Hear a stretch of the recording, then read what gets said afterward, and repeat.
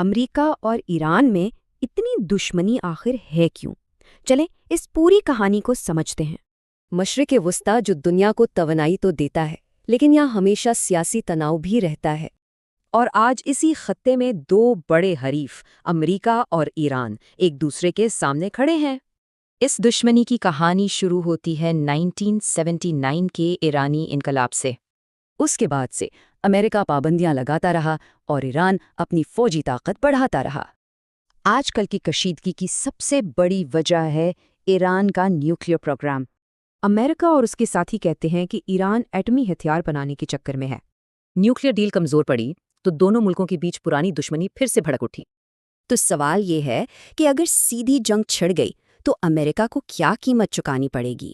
ایران کے پاس ہزاروں کی تعداد میں بیلسٹک میزائل اور ڈرونز موجود ہیں، اور یہی ہتھیار جنگ کی صورت میں امریکہ کے لیے بہت بڑا خطرہ ہیں۔ ایران کی میزائل ٹیکنالوجی خلیج میں موجود امریکی فوجی اڈوں تک سیدھا پہنچ سکتی ہے، لیکن اس جنگ کی سب سے زیادہ تپش تو خلیجی ممالک کو ہی محسوس ہوگی۔ مطلب سعودی عرب، UAE، کویت اور قطر جیسے ملک سب سے پہلے نشانے پر ہوں گے۔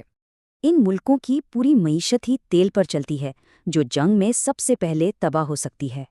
پھر اس جنگ کا اثر آب نائے ہرمز کے ذریعے پوری دنیا میں پھیل جائے گا۔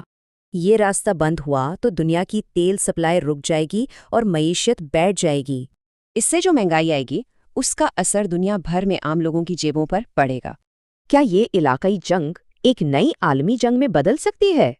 کیونکہ روس اور چین جیسی بڑی طاقتیں بھی اس جنگ میں کود سکتی ہیں۔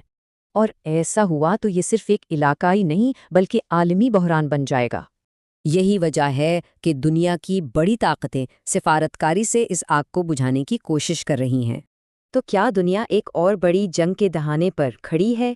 یہ سوال سب کے ذہن میں ہے۔